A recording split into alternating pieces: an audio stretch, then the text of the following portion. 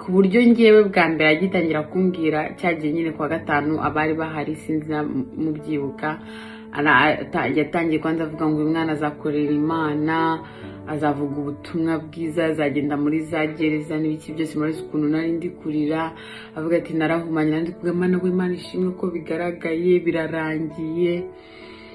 Ariko abranje aravuga ngo ikimenyimenyi ngo nuko ngo maze iminsi ngo njya kurya ngo nsigaye njya kuryama ngo nkabura ibitotsi. Aho ngaho nahise ndekera kurira, abari bari kundeba nahise mfata umupira nari nambaye ndihanagura, ndavuga nti Mana mfasha undinde Hananiya. Hananiya ni umuhanuzi wo muri Yeremiya ibice 28 muze gusoma rimwe kugeza kuri 17. Hananiya ni umuhanuzi wa utari ukuri w'umufeke. Nubwo yari byiza yavugaga ariko Imana ntabwo yabishimye kuko yaravuze ati uri gutuma abana banjye biringira ibintu bitari byo, bagira ibyiringiro biri false. Mbere yuko dutangira iminsi 40 nari narasenze mbwira Imana, Mana undinde Hananiya. Sinzi nyine nari maze kugira n'ubu ngubu ndacyayifite, nicyo nshima Imana yuko bitankuye ku Mana. Nari maze kugira relationship n'Imana, numva ko I'm confident, nanjye ndumva ndi proud of it y'ukuntu mbwira Imana indeba nk'umukobwa wayo, nanjye nkayireba nka papa. Yesu yampisemo nk'inshuti, nanjye nkamureba nk'inshuti, Mwuka Wera anguiding. So mbere yuko dutangira iminsi 40 saa 9 za mu gitondo nari ndi gusenga, ngwa kuri Yeremiya ibice 28 rimwe kugeza kuri 17 haravuga kuri Hananiya. Hananiya ari false prophet. Kuba false prophet mpita mvuga nti Mana ujye undinda Hananiya, abahanuzi nyine batari ukuri, undinde Hananiya. Noneho hagakomeza haza utuntu twinshi twa Angelique, mubare sindi bumwite mame, utuntu twinshi twa Angelique mu mutwe nkadusunika kure mvuga ngo ni Satani. Noneho ku buryo Imana iyo yagushatse ntaho kuburira. Urumva nyine mbere yo kwa gatanu kwa kane kwako nkorera mu rugo, ariko iyo ndi gukora nkorana nijoro ibintu byose nyine biba biri quiet. Iyo ndi gukora mba ndi kureba n'ama video yandi, ariko kwa ko twaturi mu minsi 40 ntabwo nari ndi kureba ibintu biri entertaining, nta kintu nyine amashow ibiki movie, nta bintu narebaga gusa inyigisho, nkareba indirimbo z'Imana, nkareba ubuhamya. Ibyo nibyo byonyine nakoraga, nibyo narebaga. Mu kureba kwa kane Imana yari yanteguje n'ababeshye, Imana yari yabinteguje ku buryo naje hari kwa gatanu ndi kuvuga ngo reka ndebe uko biri bugende, nibwo ndi bufate decision ya nyuma niba mpaguma cyangwa ngenda. Kwa kane rero byari bimaze igihe ariko ngenda kuri YouTube, burege uko bisanzwe youtube.com, nanje ngezeho nkabona nkakomeza mbona byari bimaze igihe, nkajya mbona video y'uriya Pastor Senga wo mu Rwanda, benshi wenda muramuzi ariko yitwa Pastor Senga.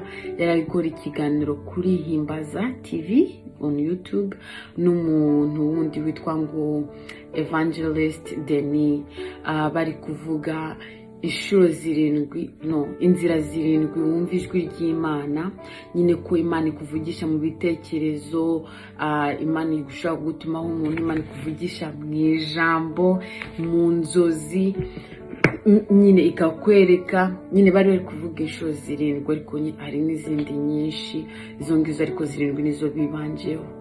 And then naje kureba iyo ariko hahita hakurikiraho iyindi ivuga ngo kuri ngo abahanuzi ukumenya umuhanuzi w'ukuri n'umuhanuzi utari ukuri. Batari ukuri hakomeza hazamo ikibazo cya Angelique, ndavuga okay, ejo nzagenda nibwo nza making a decision ya nyuma, nzahitamo bwa nyuma se ndahaguma cyangwa se ndahava. Kako ibintu byinshi bari kuvuga nyine niwe bavugaga muri make, sinshaka kubica hirya no kuri hande mu mbabare wondi gukomeretsa, ariko mbabare wumva iyi message hari impamvu nkiguhaye. Noneho arangije nyine kwa gatanu, mwese murabizi nibwo nazaga, nari nishimye no gushima kuri njyewe byari igitangaza. Nari nabonye kuri group ari kuvuga ngo hari abantu bari bushime, ndavuga nanjye kako ku wa gatatu umukecuru wanjye bari bamubaze, ariko Imana njyewe yari yabinyeretse ku mukecuru wanjye byose bigende neza. Ni ukuri numvishe nezerewe, especially kuko Imana yari imvugishije noneho ndi gushima mwese murabizi ko yavuze ngo ubwo ntabwo ari bwo buhamya dushaka cyangwa se ishimwe, bijara cyari umwana mu mwuka, nyine yavuga ibimujemo ngo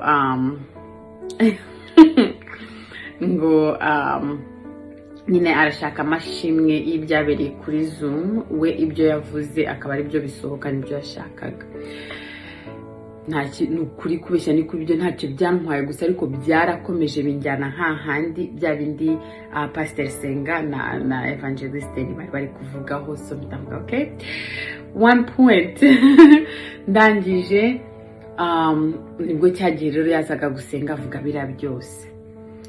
Akimara kuvuga ngo ikimenyimenyi ngo nuko ngo utakibona ibitotsi ugiye kuryama, nahise nihanagura ndavuga Imana indinde Hananiya mu izina rya Yesu Kristo w'i Nazareti, ndinda Hananiya. Impamvu nari mvuze ngo indinde Hananiya nuko yako nari sigaye njya kuryama wagira ngo ndatwite, mfa kuba nicaye mu gitanda, nshobora kuba nicaye hano muri iyi ntebe muri office nkahita sinzira, muri salo ku ideze mara mpita sinzira. So niho nahise mvuga ntaho ngaho urabeshya, ariko ntabwo ari ubwa mbere byari bibaye. Hagati aho ku wa gatanu saa 10 nyine ndangije gusenga saa 9, so ku wa gatanu saa 10 ndangije kurana za video.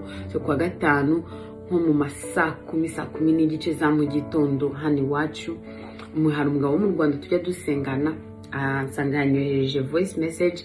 Ubundi sinjyana nzumva hashize nk'iminsi ngahe, ariko uyu munsi ndazumva. Imana yagushatse irakubona. Sinzi ahantu byaturutse, it's the Holy Ghost nyine. Ndangije pata message ndumva umuntu arambwira ati bite, Imana ikongera imbaraga zo gusenga, ambwira ibintu byinshi narindi gusaba Imana atanazi. Ntabwo arazi ko ndi mu minsi 40 y'amasengesho. Abantu nyine bari babizi usibye mugabo wanjye n'abandi bantu turi gusengana hari muri groupe, nta wundi muntu wari uzi ko bije ari mu minsi 40 y'amasengesho. Noneho arangije nyine ndanje nyine ndamusubiza, kandi si ibintu ngiye bije njya nkora. Ndamuga murakoze, kuri Imana igibaho umugisha kwa mwasengeye mukantekerezaho, Imana igibongera mugira. Avuga ati none message yawe. Arangije anyohereza indi, turavugana like maybe namwe twavuganye n'izindi message nk'ebyiri eshatu. Atambwira tuziko hano hari umudamu dusengana wambwiye ngo uyu munsi hari umudamu muri Amerika mujya musengana, atari buze kuguhamagara akugisha inama, umwitabe ati kandi umusengere. Urubyumva ari impamvu nkubwiye ako kantu uze kuza kukibuka.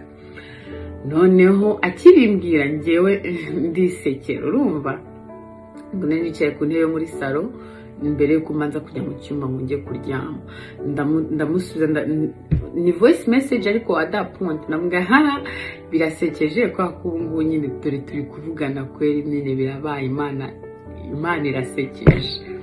Noneho aransubiza, ariko kubera kwa kundi gusinzira kwanye sigaye nigira ibitotsi, cyangwa icyo gihe nari nigira ibitotsi ndasinzira, mpitasinzira kandi nivugana n'umuntu kunani ngendera uko ngira. Naje kubona ko yanyandikiye nyuma imaze kujyana umwana ku ishuri. Yes, nahise nanasinzira hariya mu ntebe. Nukuri bitotsi sinzara byari bisigaye bituye, ni nkaho Imana ashaka kunyereka ngo ibyo ari kuvuga ntabwo ari ukuri, nyine ibyo Angelique ari kuvuga ntabwo ari ukuri. Ariko ambwiye kuriya ngo sinkisinzira, mpita nibuka n'ibindi bintu byose yambwiye bitari byo. Yagize kumbwira ngo turi kuvugana mu gikari, genge nawe tukavugana mu gikari. Yagize kumbwira ngo nashatse gukuramo umwana wanjye w'umukobwa Belicia, imfura yanjye. Umuntu wese unzi azi uburyo nashatse gutwita uriya mwana. Umuntu wese unzi azi inda ya mbere yavuyemo ukuntu yandiye, yansajije, nyine yatumye nirembera kwirukana ku gasozi. Umuntu wese unzi azi amafaranga nataye kuri uriya mwana. Umuntu wese unzi azi ukuntu navunikiye Belicia. Belicia menya ko mutwite narimenye ndi muri toilette ku kazi mu gitondo kumwe bakugangura indiri iminsi 14 hari kwa mbere sinzabyibagirwa nari nambaye ikabutura tumaze gukora siporo muri toilette hejuru baze toilette y'abasirikare okay abahungu n'abakobwa bose bakoresha abahungu specially munyihangana abahungu bari hano cyangwa se abagabo bari hano but icyo nshaka kuvuga nuko yari Dori ariko ntacyo byari bimbwiye kuko nagiye ku mavi umva shimira Imana wagira ngo nari nsindiye nk'amamiliyoni n'amamiliyoni nzo shimira Imana kuryo ndashobora kumva kwera ibintu yari inkoreye man umva kuva icyo gihe nari kuva natangiye process yo gutwita Belicia na makinze deal cyangwa se isezerano n'Imana ndayibwira umva ujye usezerana Imana ibintu uzi kubasha gukora njye kinayibwiye nuko mu modoka yanjye mu nzu yanjye ahariho hose n'abanicaye in the office or whatever niba ndi kumva indirimbo ntago zizaba ari indirimbo zisi zizaba ari indirimbo z'Imana zihesha Imana icyubahiro kuva that day when I got inseminated n'umukobwa wanjye I've never nanarimwe nanicara mu modoka ngo numve izindi ndirimbo ever no mu rugo ndicara akavuga Alexa kina indirimbo z'Imana like ntabwo ari ibintu bishoboka kuri YouTube nicaye mu rugo ngo njye kureba umva I love Beyonce naranamukundaga na n'ubu butacyamukunda ariko sinshaka kwicara ngo mvuge ngo reka numve indirimbo ya Beyonce no it's not happening no indirimbo z'Uwiteka so ariko aramwe ngo nashatse kumukuramo so nuko namenye ko ari ibyo byose nyine nahise ntangira kubitekereza arangije aravuga ngo ikindi yaramaze kubona ko amafoto y'umugabo wanjye ko ari umuzungu so mwese murabizi abantu baba hanze yuko abagabo b'abazungu barateka barakwininga batekinga icyo abana babo n'ibyo byose so jewe umuntu wese unzi azi ko nkunda guteka umva gutekera abana banjye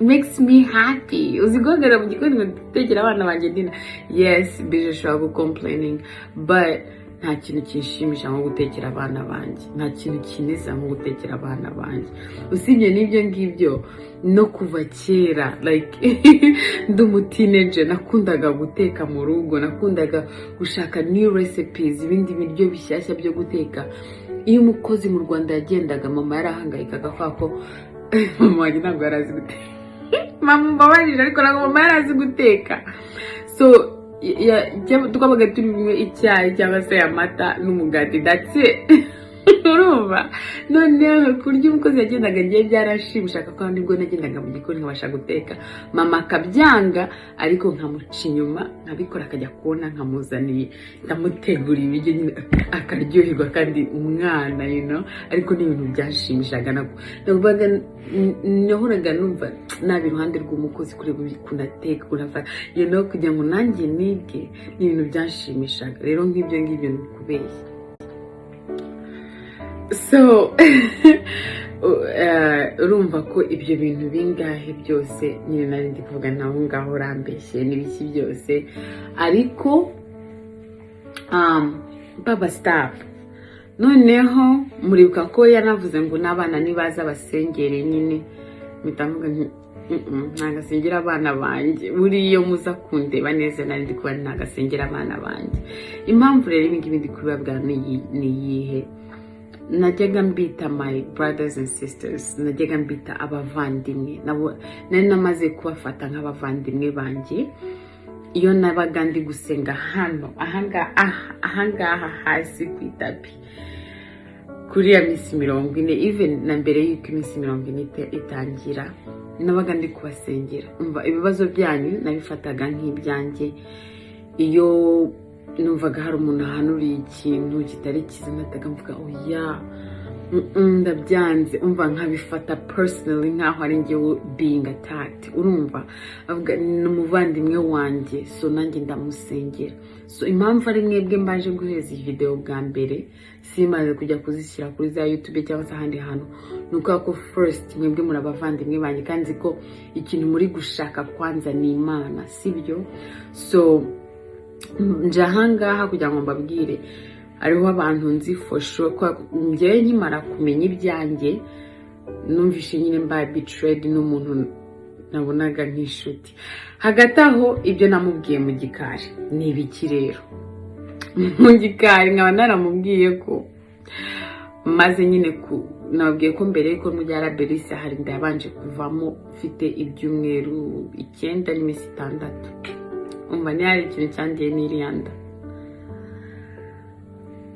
umva nabaye depressed sinzi depressed ukuntu nabivuga mu nani mu kinyarwanda kwiheba simbizi ariko nabaye depressed umva depression iragenda iranyica ku kazi nari mu gisirikare bagira ubwoba barambwira ngo ningende umukomendezi nyine abakomendezi banjye bakambwira ngo ningende muri therapy nye simbizi nari ndi kuvuga ubuzima nari narangije nye nabwo kwiyahura byose ibyo ni ibintu byose namubwiye urumva nukuri nabona ubuzima bwararangiye ntacyo ntamubwiye umbabarira ubyumve biriya bintu byo kuvuga ngo nararuzwe ngo narahumanye ngo arashaka hani namubwiye ukuntu kera ndi umwana narwaraga mu nda nkana nk'uyu muhungu wanjye narwaraga mu nda umva mu nda hakandya banjyana ku baganga bose bashoboka mu rugo babura indwara mu nda nyine biramenyerana ko bije rwara mu nda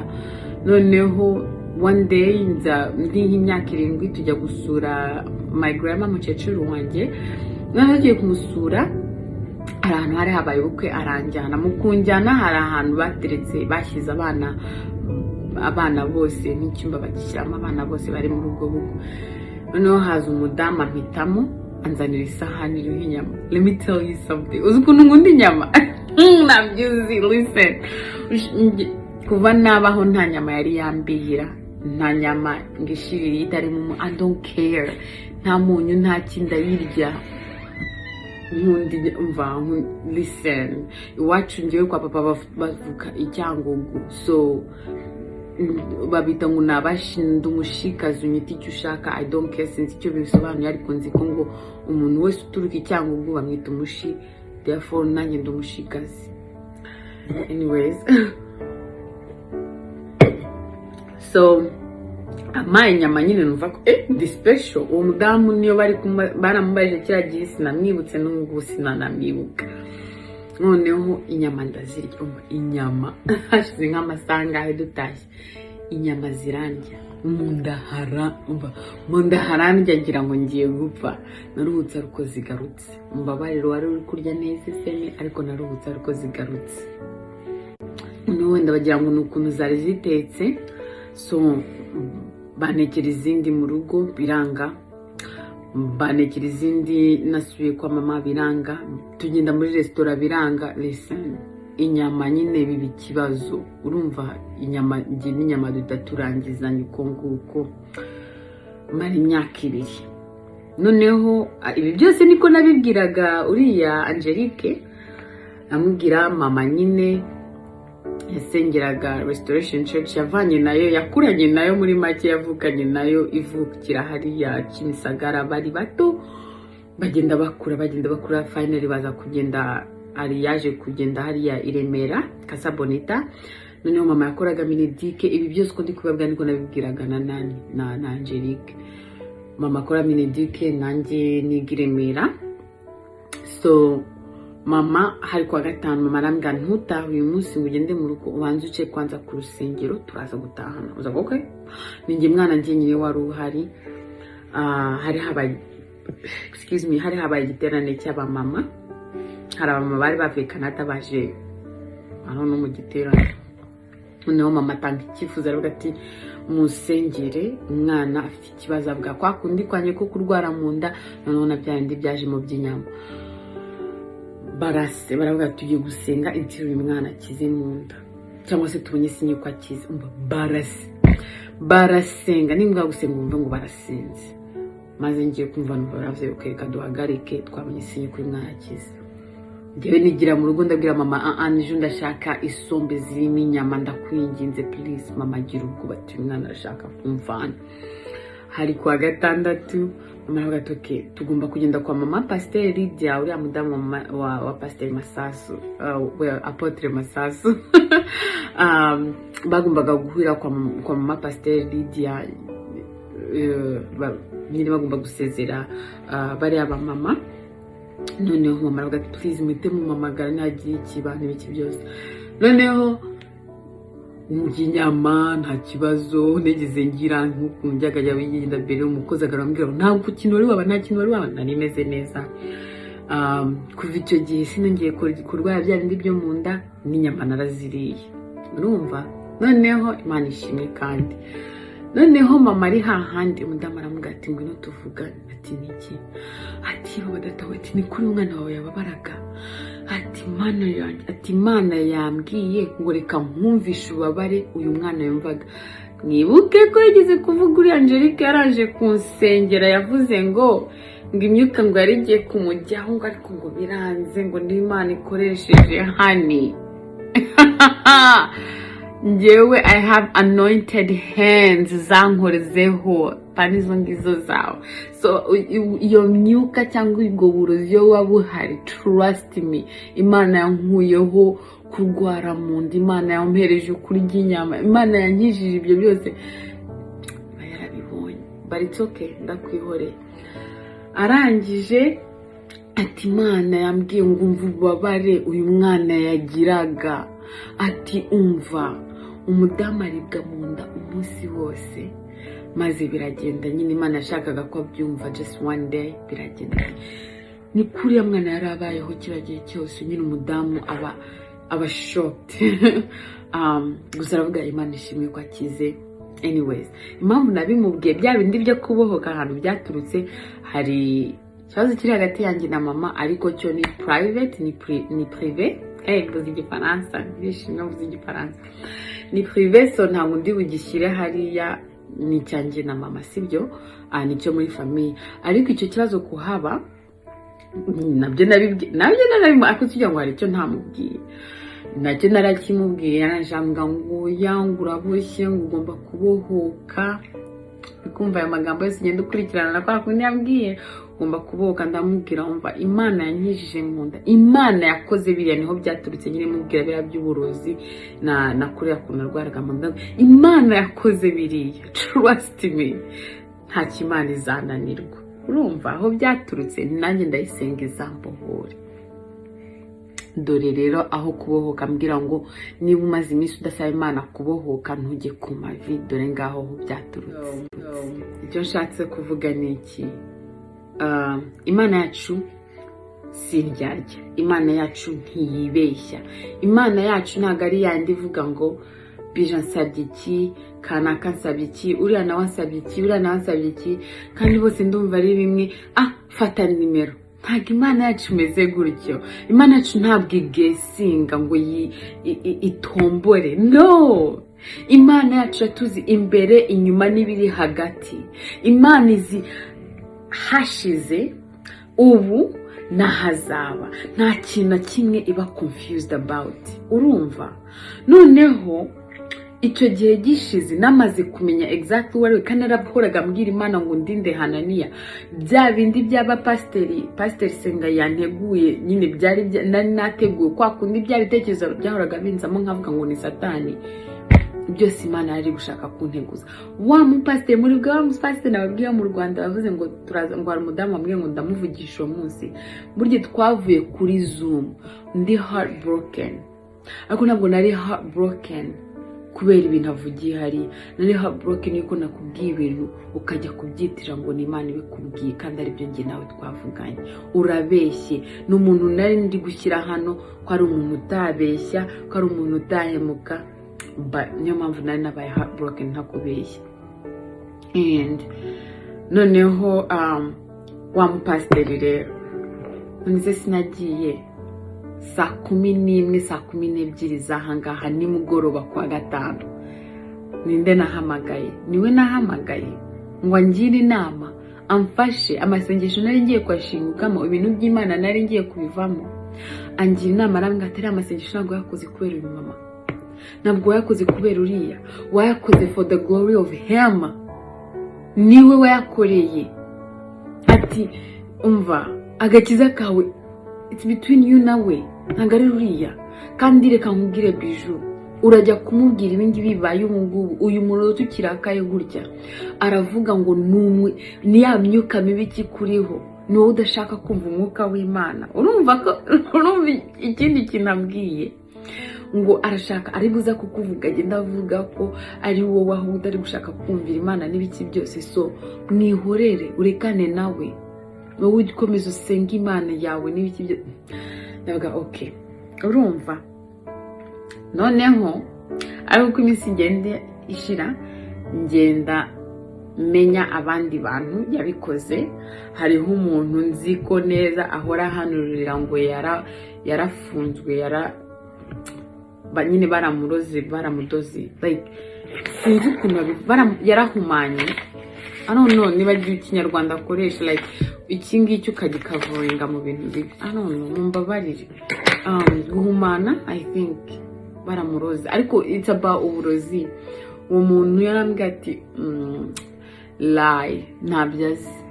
Okay, harundi nzi yahanuriye ngo ntabwo yarangije amashuri. Uwo mwana yarangije amashuri, nta shuri na rimwe akasemo, ngo ntabwo ngo ari amashuri akasemo kabiri nyine ngo atangije. Namwe ati ni ibikiwe, yeah, it's not true. Arangije amubwira ngo ufite ikibazo cy'amafaranga. Umwana nta kibazo cy'amafaranga afite. Hari undi yashatse guhanura kuri mama we, undi aramubwira ati please hagarika, mama wanjye apfuye muri 1994. Hari undi yashatse kubwira, naje kumenya yuko biriya bavuga ngo umuhungu mukundana ngo ufite babiri ngo ufite umwe. Ayiwe shungu ya mama yasinjiriye. Ubu rero nubwo yasinziriye njya kumukura ku ibere arahita arira. Munyihangane icokesha. Arangije namenye yuko biriya bintu bari kuvuga ngo ufite babiri ngo ufite umwe, aba yabavugishije. Hari abo yegeze kuvuga ngo bamwohereza amafoto y'abahungu bakundana. Hari uwo yegeze, okay, hari umukobwa ufite umuhungu, Imana yamubwira ati uyu nguyu uzaba fiancé wawe, niwe kandi ashaka ko aba fiancé. Uri Angelique ashaka kubihindura ngo ahubwo ngo amuhereze uwe. Do you understand ibyo ndi kuvuga? So reka nifate ngiye Bijou ko nta mazina ngiye ndikoresha. Ngiye Bijou ndi umukobwa, hari umuhungu nkundana nawe, niwe namaze kuvuga ati Mana dore uyu nguyu nshaka nk'umugabo. Kandi niwe Imana yamaze, hari abandi bakozi Imana yamaze gukoresha ivuga ati uyu niwe mugabo wanjye. Noneho Angelique akambwira uti uriya mwihorere, reka nkuhereze undi. Atari ukubera ko Imana yamubwiye, ariko gukoresha bya bindi ahora tuvuga amarangamutima. What is that? Mubimbwire. Hari umukozi w'Imana wabwiye undi mwana ngo hari umumama mujya musengana, ibintu akubwiye ujye ubigendera, ntukabifate so serious. Okay, icyo nandi kuvuga, nkanjye nyine mfite boyfriend, ngiye Bijou ndi umukobwa mfite boyfriend, sibyo? Imana yambwiye ko ari uyu nguyu uzambera umugabo, urumva? Noneho Angelique agashaka ko hari undi shaka. Ego ubyumva? Noneho reka tureke icyo ngicyo. Hari undi yahanura, namaze kumenya ko bari abantu bose ahanura ngo umugabo, ngo umuhungu usa gutya, ngo ufite abahungu bangahe, ngo byose nuko ababizi. Hari yarabasabye bamwohereza amafoto, abakobwa nabo bajyaho bamubwira ibyabo byose, nuko ngukorera garuka akahanura. Hari uwo yabwiye ngo yabaye mu nkambi ateregeze atazi n'inkambi ku isi. Hari abo yabwiye ngo hari uwamubwiye ibibazo bye nyine byari bikuba mu rugo, aragaruka bivuga kuri Zoom hashize nk'iminsi, abivuga kuri Zoom ko ari Imana ibimweretse. kandi uwo muntu yari yabimubwiye mu gikari ibirikuru. Biri kubyumva ibyo ari byo. Hari uwo yahanuriye ngo ntabwo atwara, ariko ibyo ntabwo ari byo ko atwara. Hari uwo yahanuriye ngo nta byangombwa agira, ariko aba hano muri Amerika ariko arabifite. Hari uwo yanahanuriye mu Rwanda ngo afite ikibazo cy'ibipapuro nyine cy'ibyangombwa, amwe ati ngende mu Rwanda. Hari abantu benshi, ntabwo Imana ivangirwa, nshuti z'Imana, ntitukavuge ngo umuntu aba yavangiwe. No, ntabwo Imana ivangirwa. Imana yakuremye, nanjye Imana ikandema. Niba uri umumama ikaguha n'abana, ntabwo Imana yacu ivangirwa. Imana yamereje uyu muhungu wanjye, hawe yavangirwa? Come on, ntabwo Imana yacu ivangirwa. Imana ivuga ngo isi nibeho ikabaho. No, mva ndakomeza mwose kuko nimukuraho ararira, agari bushake kuvaho. Anyways, so dore n'amakuru nk'ayo ngayo yose agenda. Biriya bintu avuga ngo yarasenze, ngo kumwohereza amafaranga, ngo n'icya 10, ngo impamvu atari yatanze information, nuko ko yagombaga kubanza kubisengera. False. Ntabwo ari byo. Naje kumenya yuko abantu bamwoherezaga amafaranga mbere yuko ashyiraho zile information ze. So ntabwo yashyizeho zile information ze kugira kwa kareka Imana yari imuhereje permission. Yabishyizeho ahubwo kugira ngo n'abatare bafite iyo idea batangire bagire iyo idea. Yirwa avuga ngo ntabwo ngiye mbasaba amafaranga. You right, ntabwo uzukavuga ngo wampaye amafaranga, ntabwo ari ko abikora. Ufite uburyo bwinshi ubikoramo biri very very very polite. Nanjye ahubwo uzi ubwenge, kuko ntabwo uzuvuga ngo wampaye amafaranga. Ubisaba neza, uri so polite. Umva abisaba neza cyane. Asaba neza cyane pe, kandi Imana izamuha umugisha. Listen. Ikindi ngo ntabwo ahanura, ngo kumwe ajya avuga ngo sindi buhanura uyu munsi, ngo nzahanura kwa 5 muzatumire. So nshuti z'Imana, ni twebwe Imana ikora ku gihe cyacu cyangwa twebwe dukora ku gihe cy'Imana? Ngiye ubwo murambwira, namwe mubitekerezeho. Ngo murambwire ni ikihe gihe kirimo important. Niba ari igihe cyacu, niba tuvuga ngo Imana ntabwo ngushyira kuri schedule uyu munsi, ndakugira, ndaba ngushyize ku ruhande.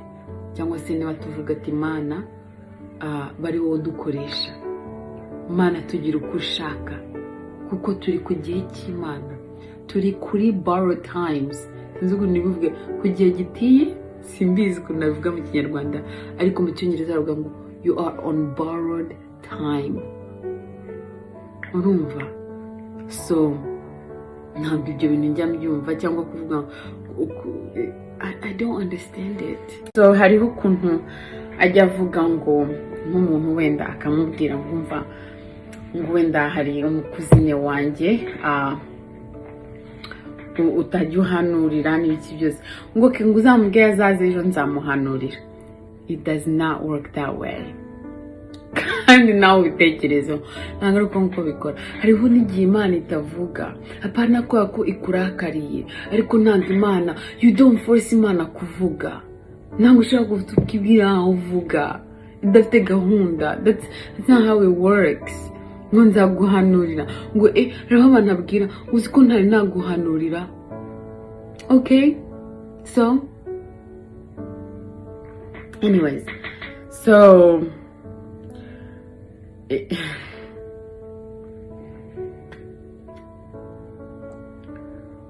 umbabarire wicare urebe iyo video ya Pastor Senga. Ni ebyiri. Urebe iyo video ya Pastor Senga kuri Himbaza TV, ni ikiganiro ajya akora we na Evangelist Denny. Ubirebeho. Imana irakuvugisha, ariko ndashaka kubwira inshuti, muvandimwe, my brother, my sister, ahangaha muri iri jambo niho uzakura amasezerano yawe, niho uzakura ubuhanuzi bwawe, niho uzakura uzabikura ibisubizo byawe. Trust me. Ahangaha hari byose. I promise you. Ahangaha hari byose. Hari ukuri yabyo umva icyo ushaka kumenya cyose uzagikuramo hano. I'm begging you, amafaranga wamwoherezaga yahagarike. Niba hari icyacumi woherezagayo, niba hari ituro woherezagayo, stop. Kuva wumvishe buno iyi nyigisho cyangwa se whatever iri tangazo, I don't know, I'm telling you, hagarika. Rifata urishyire ku ruhande uribwira ati mana, this is yours, nyobora how to use it, and I promise you ahangaha niho uzakura ibisubizo byawe byose. I guarantee it, niho uzabikura.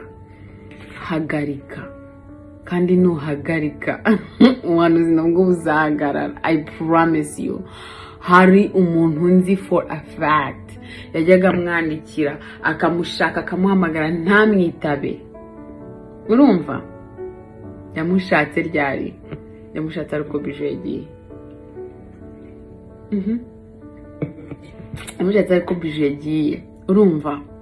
Nibwo yagiye kumujyaho. Ariko nanjye hari abandi navugisha barambwa ati njyewe nzajya mfata ibyiza, ibibi byanjye bishyire ku ruhande. No, ntabwo ari uko nguko bikora.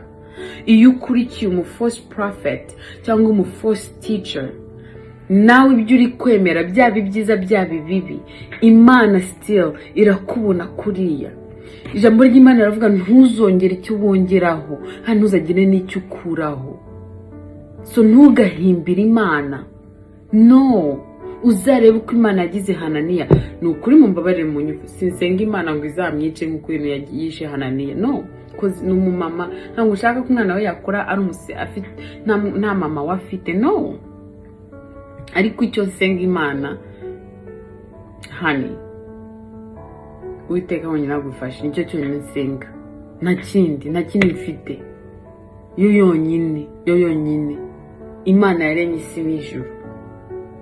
Iyo Mana igituma nkibasha guhumeka kuri uyu munsi wa none aba ari izakwereka. And then ushobora kwibaza se Bijou kuba icyo ari gukora bino bintu, kandi wenda hari ibyo yabafashije cyangwa se hari ibyo bivuga biri kure. Uze kumfasha usome muri Acts ntabwo nzi ukuntu babivuga mu Kinyarwanda. Acts, Acts, ibikorwa. Ntabwo nzi ko ariko muri Kinyarwanda handitse, ariko ni ibikorwa. 16 igice 16 umurongo wa 16 kugeza ku murongo wa 18. Ariko urebe kwanza kuri uriya murongo wa 17. Excuse me. Haravuga nyine hari umukobwa wirukankaga inyuma ya ba Paul avuga ngo aba n'abakozi b'Imana. Ntabwo yabeshyaga, ariko nanone ntabwo yari umwuka w'Imana wari uri kumukoresha. But then they knew, baza kubi finding out, barabyirukana, they rebuked it. Bavuga ngo umwuka n'umuvemo, ntabwo ari umwuka w'Imana wamukoreshaga, yari imyuka yindi mukoresha. Ariko ntabwo yari abeshye kuba yari abakozi b'Imana. Do you see what I'm saying? So nawe hari ibyo ashobora kuba akubwira ni ukuri mutaganiriyeho, utegeze wenda unanamuhereza idea, sibyo? But just because hari akantu gato yakubwiye does not mean yuko she's a true teacher. Reka nkubwire ikindi, ntabwo Imana na rimwe ijya yibeshya cyangwa ngo ivangirwe. Niba wicare mu buzima bwawe uvuga ati hari ikimenyetso cyangwa hari ikintu yigeze ambwira kitari cyo, ese njya mpora mwibazaho, ese njya mpora mufiteho dute, hey, nkoresheje igifaransa, ese njya mpora mufiteho dute, niba icyo kintu kiri mu mutwe wawe, hagarika ujya ahangaha. Uranyumva? Ndakwinginze kuko impamvu nkoresha video nuko nzi ko urashaka Imana more than anything. Niba udashaka Imana, ushaka umuntu uri kubwira ibyiza, nanone that's okay. ariko urashaka Imana. Mu gushaka Imana, shaka Imana for real. Nushaka Imana gusa ngo hariho na leya. Ajya avuga ngo ntabwo mugiye mbahanura ngo amamodoka ngo amafaranga. Yes you do. Ubikora buri munsi ahubwo. Uhanura amafaranga every single day. Nta munsi numwe na nava ahantu numvisha atahanuriye amafaranga. Uhanura amazu all the time. All the time. Abantu barimutse nose bimutse gute? Bimutse hehe? In the box? Bimutse hehe hanze? No, bimutse mu nzu nshya yindi. So uri guhanura inzu. Come on. Mukoresha amajwi, mukoreshe amatwi, amaso and your heart.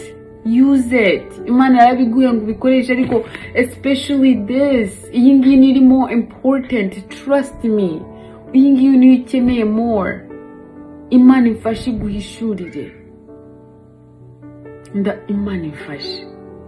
Nk'ukuntu nababwiye, hari 1 2 3 4 5 6 7 8 9 abantu 9 that I know personally. Oh, Ichumi actually, now that I think about it, abantu 10 that I know personally yavuze ibintu bitari byo, ibintu bidaturutse ku Mana. Shuti muvandimwe, mbabara nawe wicare mbere yuko ukomeza kumwirukanka inyuma. Imana ikajya igufata nk'uko imufata. Imana ikakureba nk'uko ireba Hananiya. Mbabara wicare uvuga iti hari ikintu na kimwe kiri fosi yari yambwira. Niba gihari, talk to your God. Imana is ready kukumva. Imana is ready kukumva. Hari mbashaka kubabwira naha kuri abantu bari false teachers tuba tugomba kubahamagara. We have to avoid them, kubirinda, rebuke them and call them out, no kubi-exposinga. So nabikoze kandi narabitaga abavandimwe banjye, nanjye ndi gukora disservice, kandi icyo gihe cyose ntamubwiye ngo ibyo uri kuvuga ntabwo ari byo. Imana imbabarire kuko aho ngaho naho narabahemukiye, kandi naje gusanga atari njye njyenyine, ahubwo hari abandi bantu benshi nabo babikora ariko ntibagire icyo bavuga. Ndakubwiye njyewe personally namaze kumenya 10. Do you understand that? Kuba ndi kuvuga bintu kuri uyu mudamu, kuri uyu Angelique, nta kintu na kimwe binyongeraho. Nge ntabwo ndi umuticha, ntabwo ari mwebwe ngiye kuvuga ngo reka mbigishe. No, nani gice cyatanu ndi basabe kozi. No.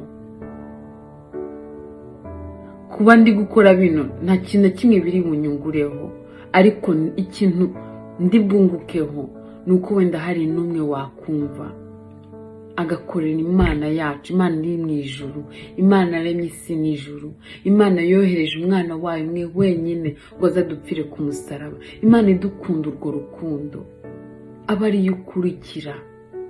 Ndeka gukomeza gukurikirana n'abantu bari kuvuga false God kwa ko bashaka kwizamura, kwa ko bashaka ko ari bo bagaragara. Ninde muntu uvuga ngo arakorera ku gihe cy'apana igihe cy'Imana? None si yavuze ngo ntabwo nza kuri Zoom ngo kora yuko ngo make up ngo ntabwo nsa neza. Excuse me, but you said this is a church. Hari bamwe bayifata nk'urusengero. So niba hari bamwe bayifata nk'urusengero, come presentable. Ngo nuri presentable imbere y'Imana. Usome. A temple, a house, a church is a house of God. Yes, Imana irashaka gusabana nawe, Imana irashaka gusabana nanjye, but hari ahantu Imana ishaka hayo, ishaka ko tuhasabanira. Ngiye hariya nkafataga nka Bible study, na namwe neze mafata nk'urusengero. Yambuze, I can't believe I have to say this. Hari abantu yambujije kohereza abantu bo hanze amafaranga ngo kubera yuko ngo nta mafaranga bakeneye. Ni wa muntu utekereza ko umuntu wese uba hanze afite amafaranga. That's not true. Umuntu ushobora kuba hanze ariko yishwe n'inzara. You don't know. You know, uba hanze you know. Ari umuntu yavuze ngo uriya kujya mwoje amafaranga, ngo uriya ngo mwoje amafaranga kubera iki, ngo afite ubuzima bwiza. You have no idea. Kandi nza kumenya ko umuntu yari yamuririye Can you imagine? Anyways, mumbabarire ni henshi mfite mushaka kumusoma, ariko nuba ushaka kubimenya more ndahakubwira. Usome muri Matayo 7:15, usome muri Acts 20 ibice 20-28-29 ni byinshi. Philippians, usome muri 1 Corinthians 5:11, 2 Thessalonians, ababo ntabwo nzi ukuntu bavuga mu Kinyarwanda n'ukuri. 2 Thessalonians 3:6 na 14, ubundi usome 2 Timothy,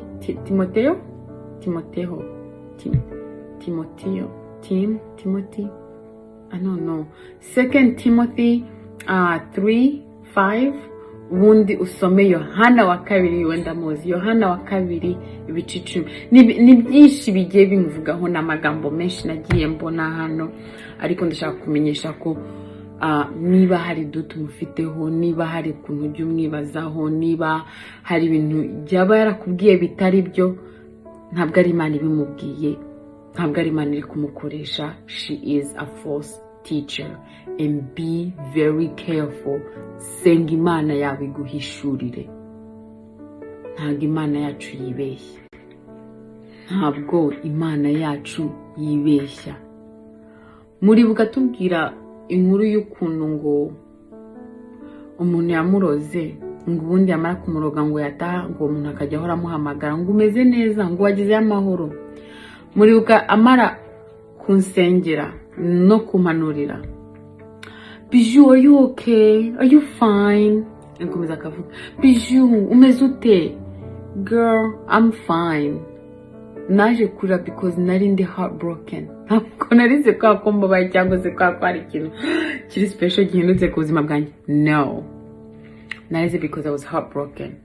Niyo yari kuba atariwe, ari umwana w'inshuti yanjye, cyangwa se nabwo nari kuba heartbroken. Ariko I think nabaye more heartbroken because namufataga like hano hejuru. Numva.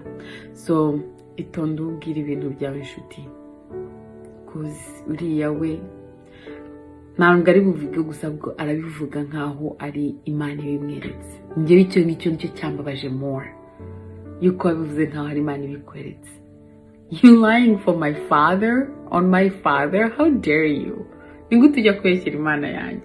Anyways, gukora iyi video rero ni ibintu nasengeye. I really did. I had to, cause nashatse kuyikora cyagiye nyivaho, ariko nari nkirakaye, and noneho nyine ndabwira Imana umbabarire, niba ninjye ushaka kuzakoresha, I'm ready to be used. I volunteer. Ariko nanone niba atari njyewe, that's okay.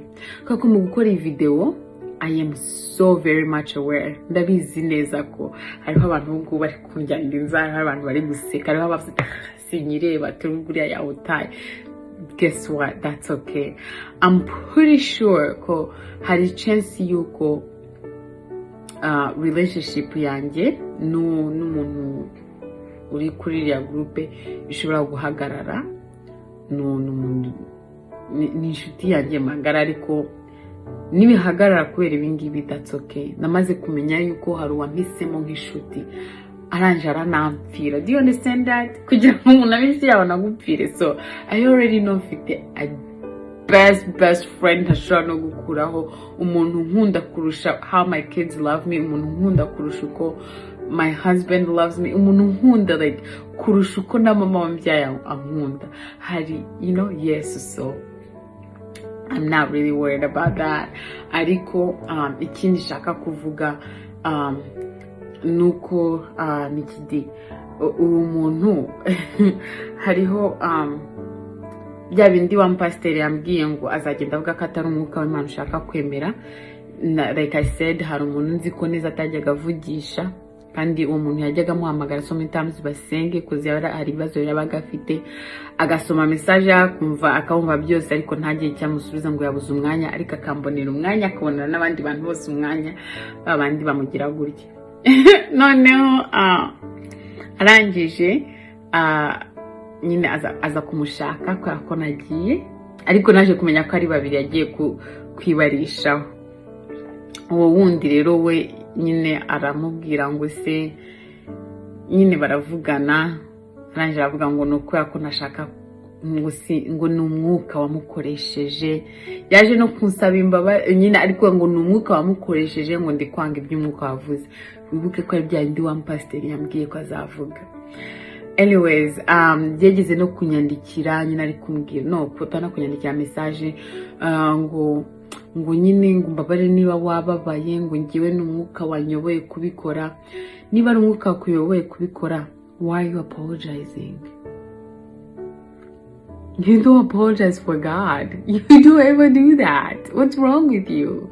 Ubungubu ibingibi ngo nze kuza kubisabira imbabazi. No, hari Imana yambwiye kubikora. So I'm not going to.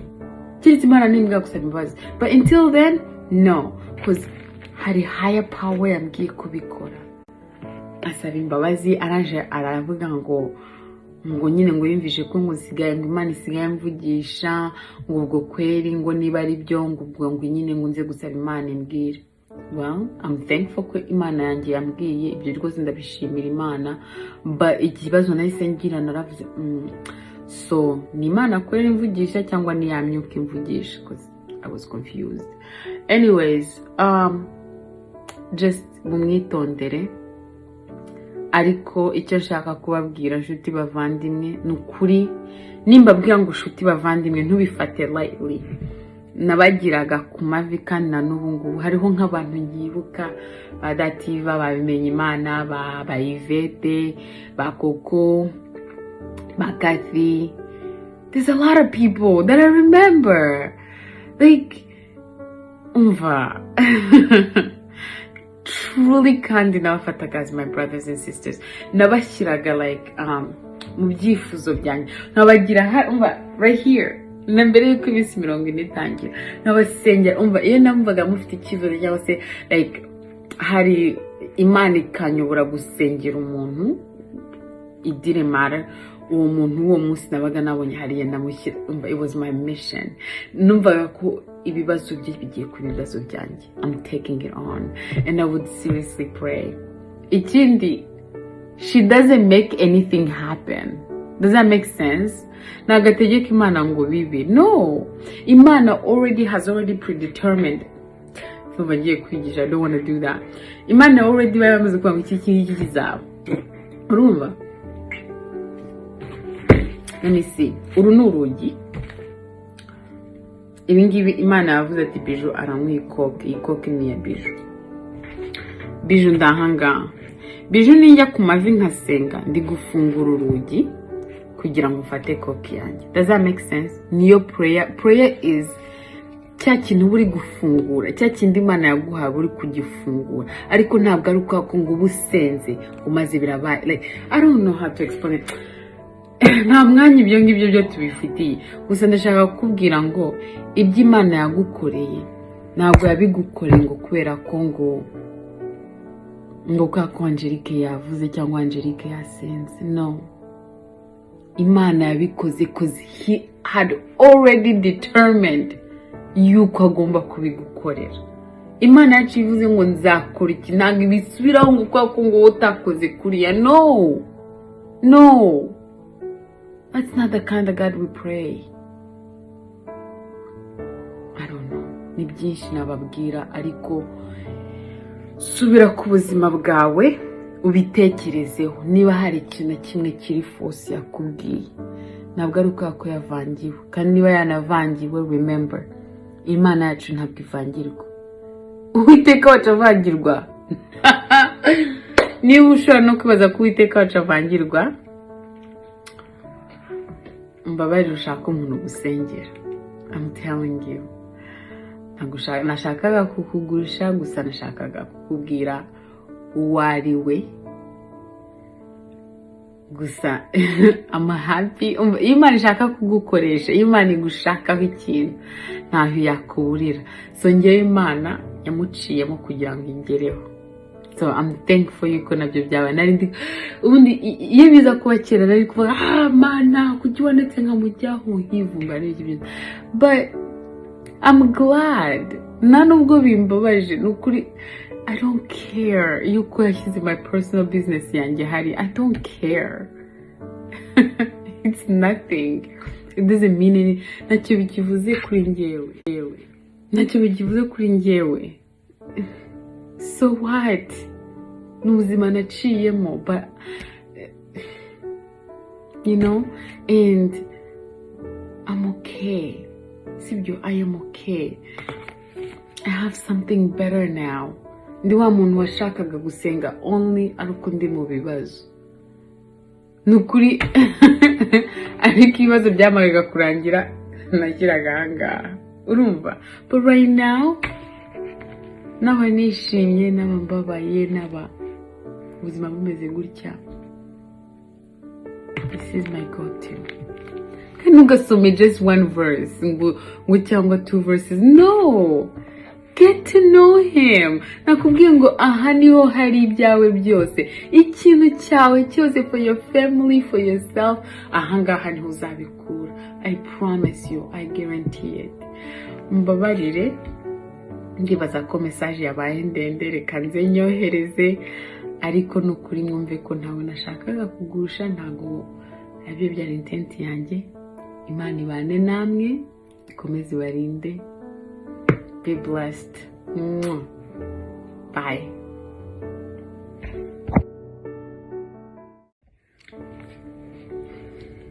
Hi. Muraho.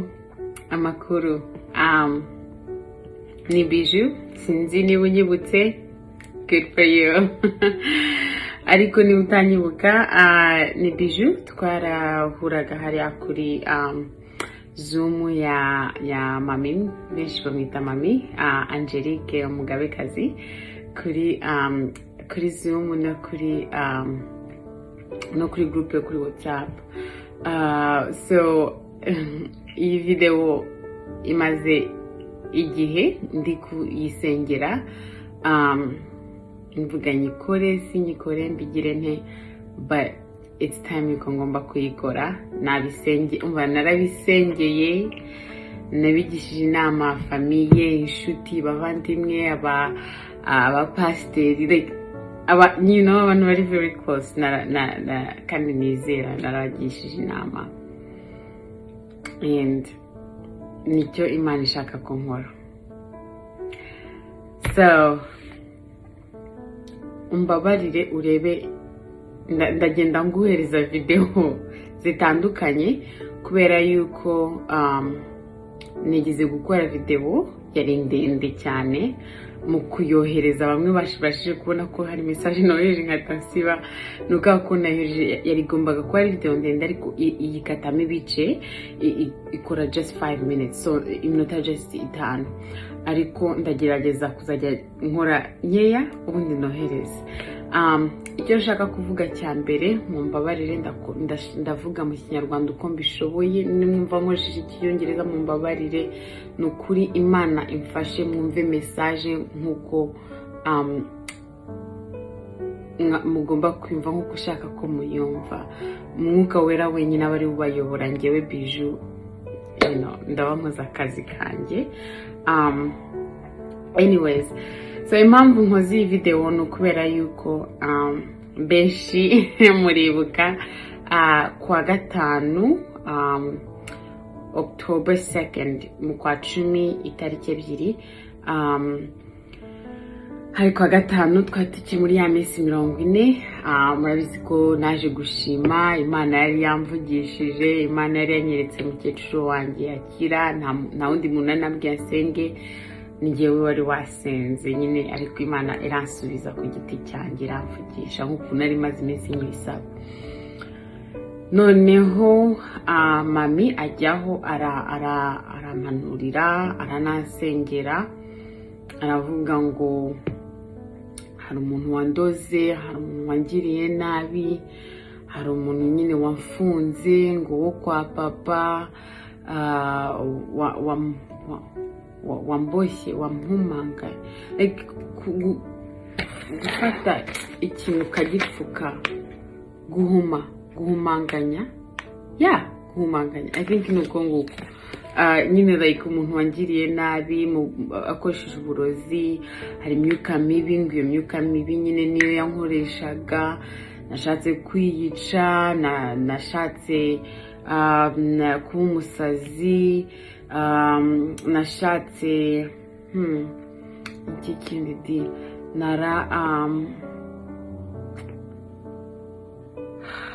imyuka mibi yari igiye kumujyaho, nyine iyo myuka mibi yari kuri njye ngo yari igiye kumujyaho.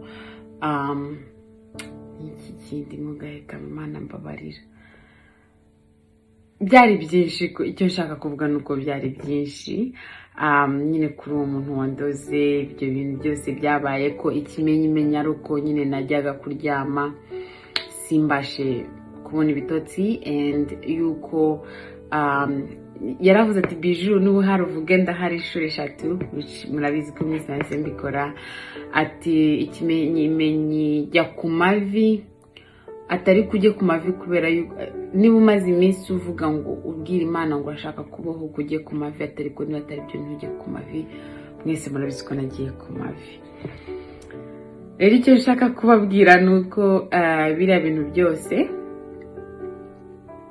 twari twarabivuganye mu gikari, njye nawe twarabiganiriye mu gikari.